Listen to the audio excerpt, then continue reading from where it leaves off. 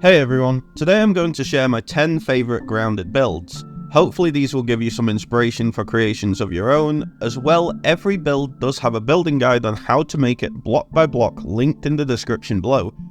Let's kick things off with the basketball court build. For this build I wanted something decorative and fun, so I looked through the different furniture pieces in the game. I found a basketball hoop and I started to wonder what a basketball court would look like in grounded. After working on it for a little while, it turned out really good, and it has a solid place in my top 10 just because it was a unique and fun idea. Next we have the Brickmakers Workshop. This build was designed to mass produce bricks for my other creations.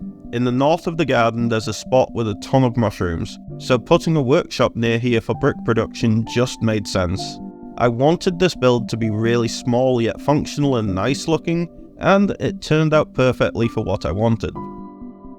Next we have the Pondside Mansion.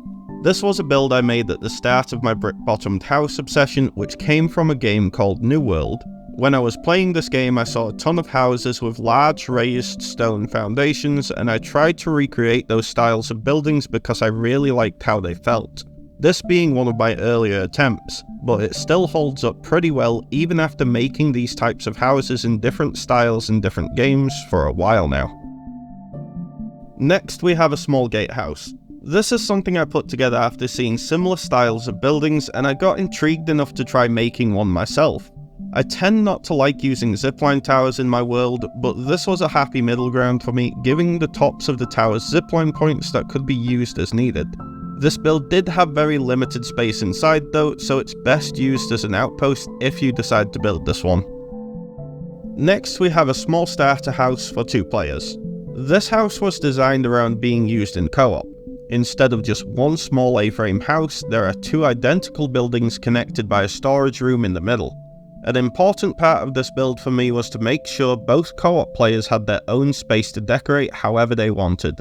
In the future, I'd like to expand on this building idea even more, because it seems like a very good middle ground between players who like their own space and players who like to work in a tight-knit group. Next we have my mushroom castle build. This build was made mostly because I get a lot of comments asking me to make larger builds. But even the largest of my builds ended up being as small and compact as they can be, this build being just another example of that. This almost looks like a toy castle left outside on the stone pathway, and I really loved that look back when I built it, and I still love how this looks now, even though this is a lot smaller than a lot of people would have liked it to have been. Next we have another brick bottom house, but this time I improved the design. I left a space between the 2 foundation sections, and in that space I usually make a crafting and refining area, which keeps it separate from the main house and all the neat decorations inside. This is a building I have recreated in a few different survival games at this point just because it hits right for me almost every time. Next we have a small cottage.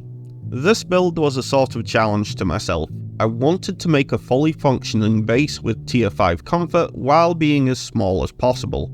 This turned out a little claustrophobic, but overall still very cozy in its own way. I wish Grounded would let you use slightly less furniture to reach tier 5 comfort, but that's me nitpicking.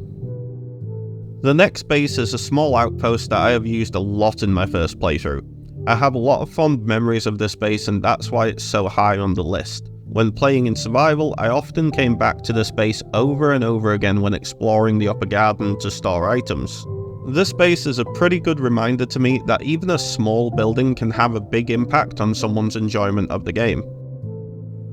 And lastly, my main base. This is a base I created 3 years ago and is still my go-to base. The location was picked because of the safety of the surrounding water, and the design was meant to future-proof my playthrough by giving myself a lot of extra space, both for crafting benches and storage.